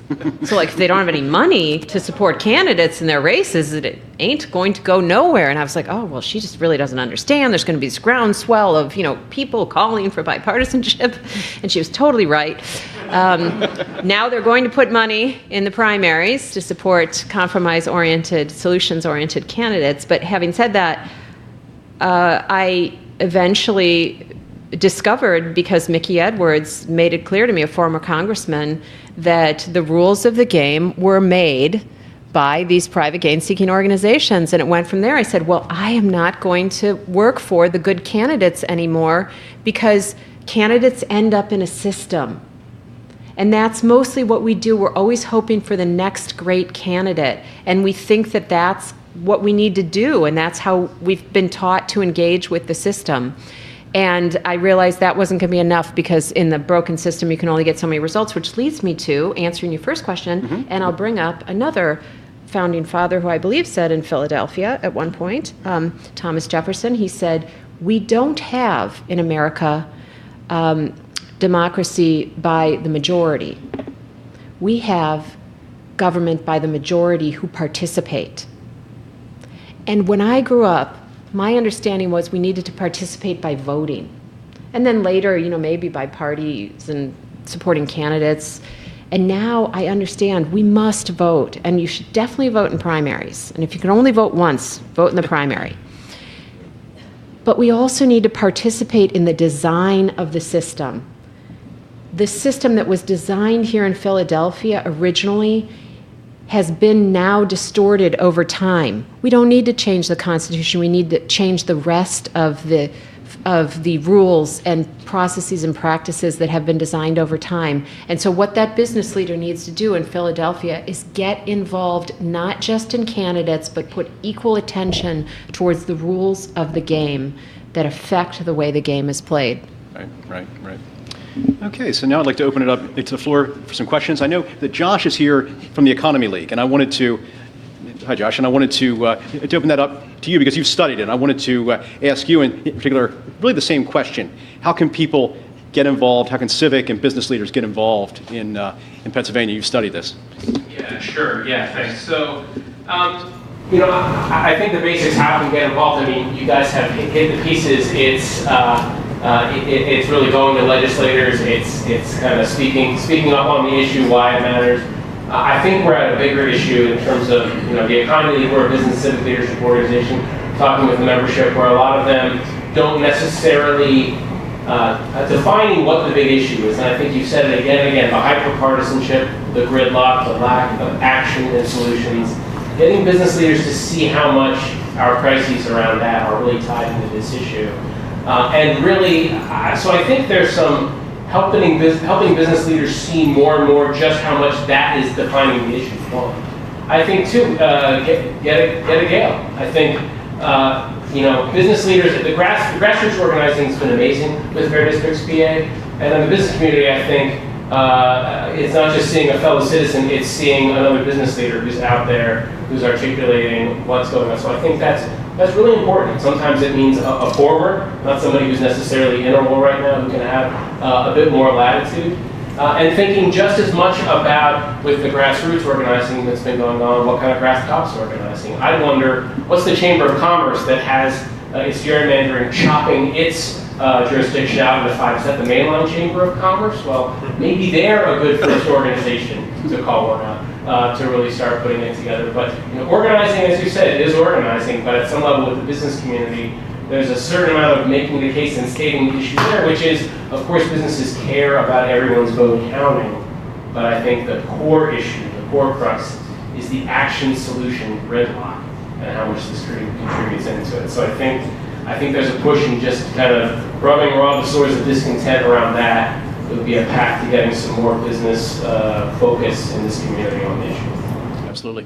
Any questions? Yes. Question, are there specific bills you can think of at the national level, and are there specific bills that were in Washington or Harrisburg that would have helped business, but they weren't voted upon or weren't passed? Like, is there one you can think of where we're like, oh man, if they had passed that, it would have really helped business? Do you want? Okay, so I believe that right now business has learned to play the game the way the game has played, and business can often effectively use lobbying to work with legislators at, in Washington, D.C., and then certainly in many states, I'm sure it's true, to get what they need for their particular business, given the overall, structure, so they can get the tax break they need or the regulatory relief, with the right legislative strategy. And I won't even, that may not all be bad. Right? I mean, we all need to be able to go to our elected representatives and say what would be good for our communities or our businesses, et cetera. But overall, when we go back to what I showed you at the beginning, which was the work of the U.S. Competitiveness study at Harvard Business School, and that's just one of many studies that have been done around the country about the declining economic environment in the country overall, and also the lack of shared prosperity. that does not bode well for us as a country, and then certainly for businesses. So any policies that I would say would have been good for business are the ones that deal with the macro elements of economic competitiveness. So infrastructure, which we're not making progress on, public education, healthcare, and I don't mean this ACA or whatever other initials we've got going on. I mean the underlying drivers of the healthcare costs in the system, and the corporate tax reform that we need. So we have had, there are bills that are sponsored all the time. I mean, there's tons of bills that are sponsored just for the purpose of, the person wants to say they sponsored a bill and it's never going to pass. They know that when they do it. So there's plenty of legislation out there. I actually met with one of the top, CEOs in the country recently, and actually the day our report was released in New York, and I said, I just want to tell you that my view is that $50 million you guys are spending on policy, it's not going to make any difference. We already know those things. But the people are not incented to do these right things on the big macro scale. So there's plenty of bills out there. Yes. Go ahead. I know that there are a lot of impediments to the possibility of independent candidates coming forward in our system currently. I don't recall the analysis around that, but I'm wondering if Katherine in particular could just handicap how you see that landscape given the enormous dissatisfaction that we're seeing in the effort on both sides of the So thank you for that question. Gallup just released a new public opinion poll within the past week that found that 60% of voters now say that there's a need for a third party, including 52% of people who identified themselves as Democrats. They're saying, I'm with this party, but I think we need a third one. Over 40% of Americans identify as independents, which is greater than the approximately 30% that identify as each of the two parties. And that's been true for years. We saw the barriers to entry, and that's why we haven't seen new entrants emerge in politics. That is definitely going to change. When we change over time the rules of the game, part of the key is to put healthy competition into play, and so you'll see that happen. But in the meantime, it turns out that there really isn't as much stopping us from electing independents as we would think. I'm on the board of an organization called the Centrist Project, and our goal as the Centrist Project is to elect 5 centrist, independent, pro-problem solving, not beholden to either side of the duopoly U.S. senators as soon as the 2018 election. Now, U.S. senators are all equal, there's 100 of them, but 5 is very few. It doesn't cost, in the scheme of things, all that much to run 7, 8 elections that you would have to run in order to win 5 seats. If you could win 5 seats of moderates, which have been hollowed out, as I said, again, it's not that only moderates are the only good kind of politician, they aren't, but moderates that could get into the U.S. Senate and deny either party a majority, that centrist coalition becomes, in one election cycle, the single most powerful coalition in Washington, D.C., and could align with either side to bring forth, transformational legislation that, one party tends to be for, or the other party tends to be for, or bring both sides together to get real compromise legislation on the big issues that we face where we've been gridlocked. Senate races cannot be gerrymandered. They're statewide. Every senator is worth the same as every other senator, no matter what state they come from. So you can get this swing coalition out of, 100 senators. There have to be 5 races where we can find that independents will appeal and will be able to win. Key, you'll need to vote for one. Yeah. And it isn't going to be a spoiler in the end. We've got to get out there and start putting competition into the system. And I'll give you one quick story before I end that question. So when you talk to political journalists or real political types, and I'll tell them, oh, yes, but 40% of people identify as independents, and they say, oh, that's, they all lean. I mean, in the end, they all lean one way or the other. They're not really independent. And my friend Charlie Whalen, who founded the Centrist Project and wrote the Centrist Manifesto, which I highly recommend to you, said, that's like saying that Americans don't like lobster, because every time they go to the buffet, they take chicken or beef. Well, there's no lobster in the buffet.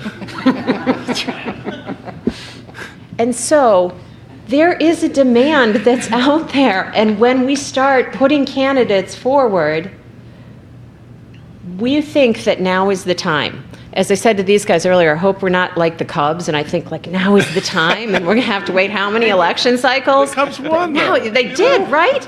I let my daughter stay up really late for that. So this is our time. Can I just say something? At the risk of sounding like a Cubs fan, it does feel like there's something in the alignment of the planets that might create this opening. Go back and remember that maybe the emotions changed after the result of the presidential election, but on the way in, what people were saying is these are the single two worst choices that I've ever been given in the history of this country. So there was this rage against, we'll call it the machine. The other thing is the two biggest sources of energy, really, and I think energy is what drove this last presidential election. One was Bernie Sanders folks, who really weren't Democrats, and Donald Trump folks, who really weren't Republicans in the classical sense of things. And now you've got the Republicans, the Trump wing of the Republican Party really trying to destroy the Republican Party. So put all that together, and again, at the risk of being a Cubs fan, it sounds like there might be an opening out there. How are we doing on time, Cubs. Don? Do we have Go Cubs. do we have time for one more? If people have a few more questions, let's go for it. Go ahead. Okay. Anybody else? We've got some break. You can choose. Okay. Hugh? I'm sorry. Okay. Just throw the mic up in the air and see where it lands. Hello. I've been watching maybe open this can of worms to media and seeing as deep a divide in presentation of media, of the facts. And I'm deeply disturbed by my inability to have a coherent conversation with relatives. Because we watch different news programs. And I'm wondering, how does that play into our efforts now to gerrymander Pennsylvania?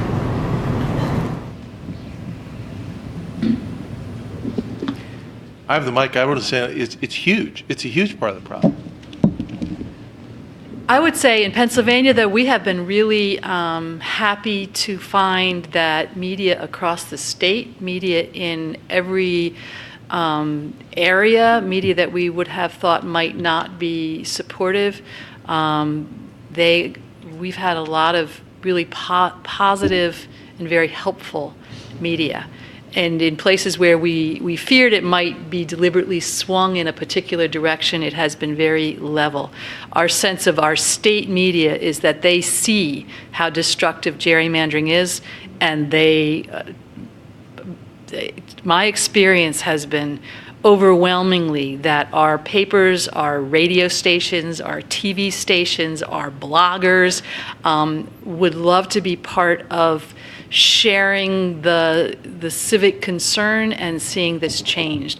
Now, I know that the national media plays to the crazy fringe in every direction, but I have to say I have been really, really very much moved and encouraged by our state media across the state. And I've been in, I was in North Central PA last week, had some really good exchange with radio there. I've done, radio interviews around and had TV in the center of the state that's been very, very very balanced in their presentation. So as Pennsylvanians, we should be thankful that we still do have some media outlets that really do try to inform and educate citizens. But nationally, you're right. If people just turn on their station and just watch that, it makes it really, really difficult to know what's really happening and to have a good conversation. That's for sure.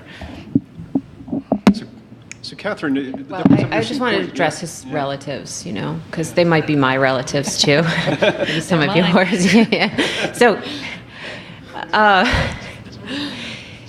I come from, I've got 4 siblings, there's 5 of us, spouses, and we're all over the map. I call myself politically homeless now.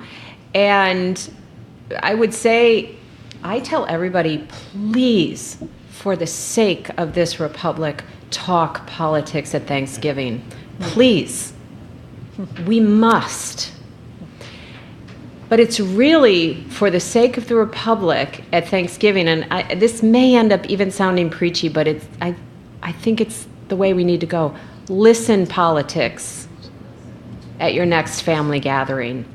It is simply not possible that any one of us has figured out the exact right thing that needs to be done in our state or our country, and that our worldview is the one that's fully formed and can't benefit from my brother's ideas.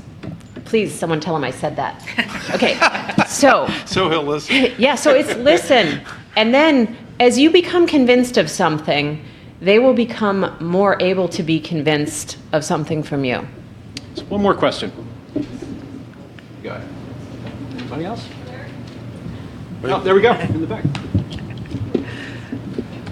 So, with all due respect, I don't think it's the Democrats and the Republicans that have limited us to having 2 parties. I think it's the Constitution.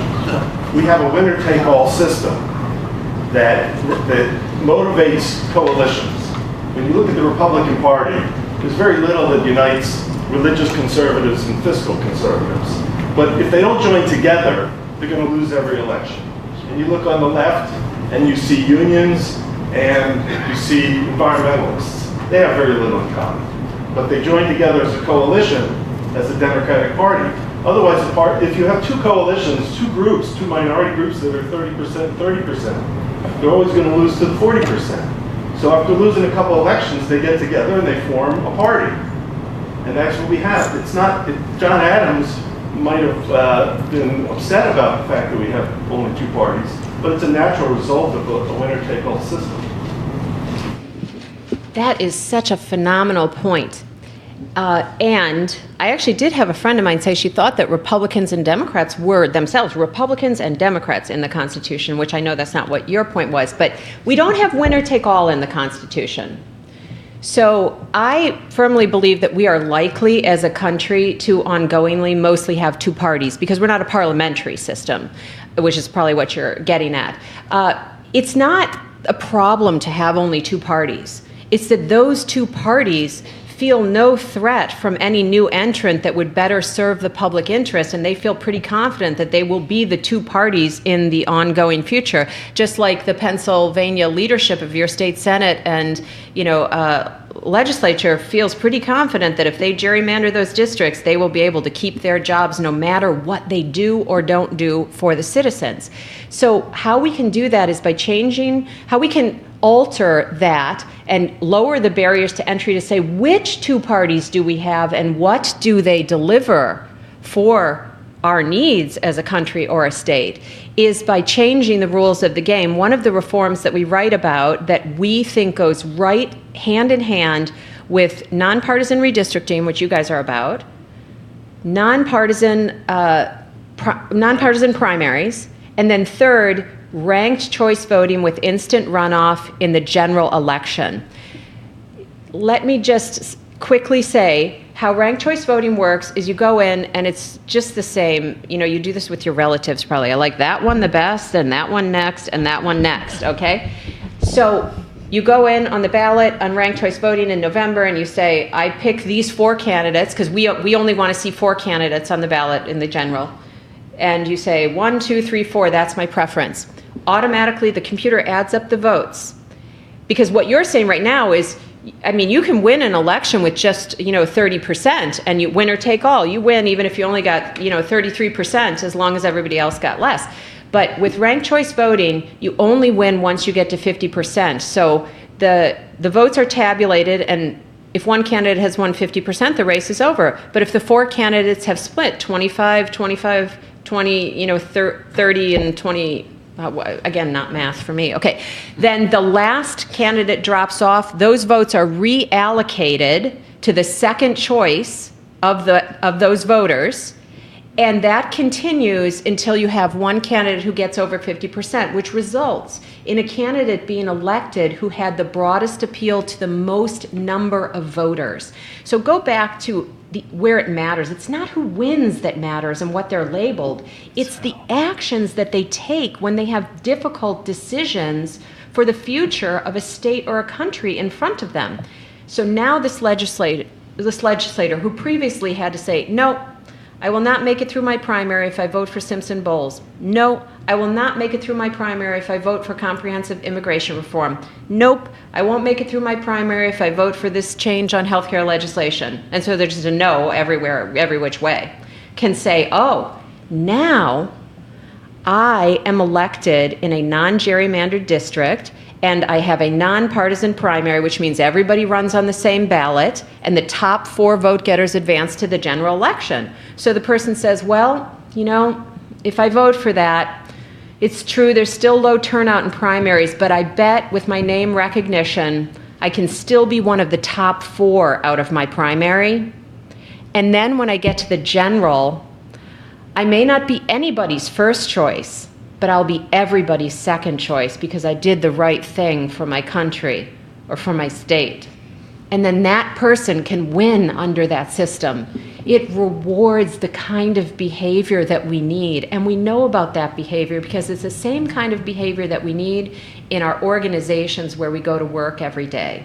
So this comprehensive set of reforms, which can be enacted through the same types of citizen action and group organized effort that you guys are working for gerrymandered, those reforms tucked as a package transform the incentives and the rules of the game completely constitutionally without requiring any constitutional amendments. It's transformational. Hard, but still achievable. I apologize for the concern.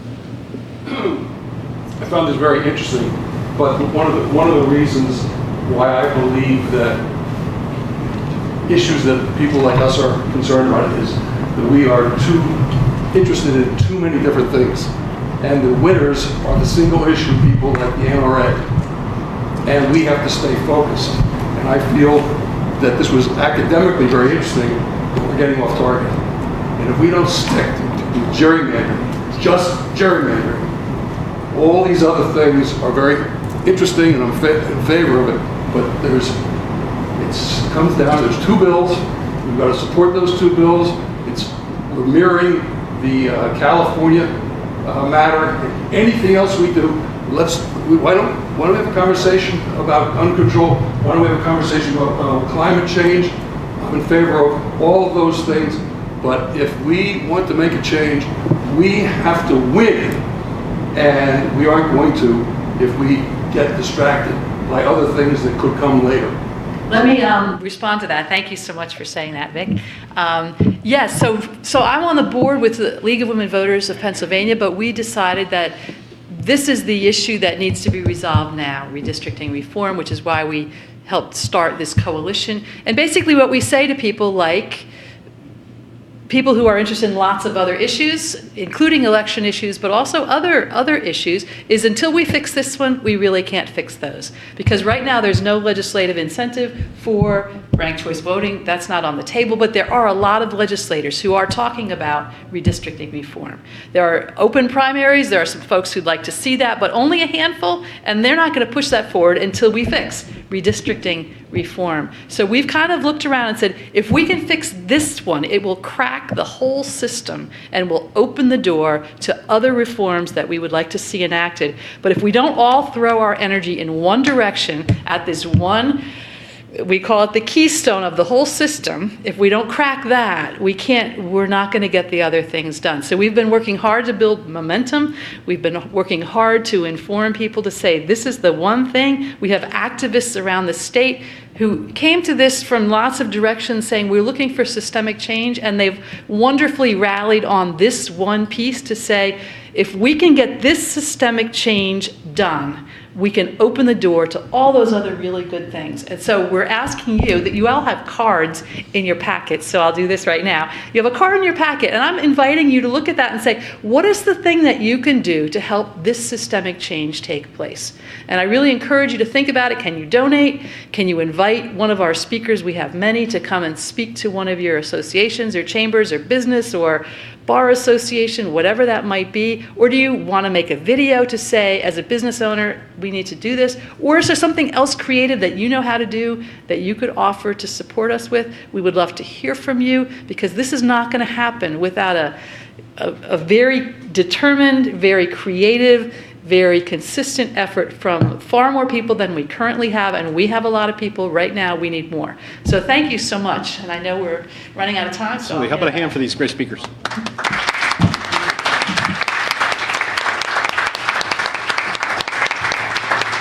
And with that, I'll turn it back over to Don Campbell. Thanks very much for coming. I'm just going to close it down and say if you'd like to hang around and chat with each other or talk to somebody here in the panel, please do. Thanks so much for coming out, and please do fill out whatever information you can on the forums.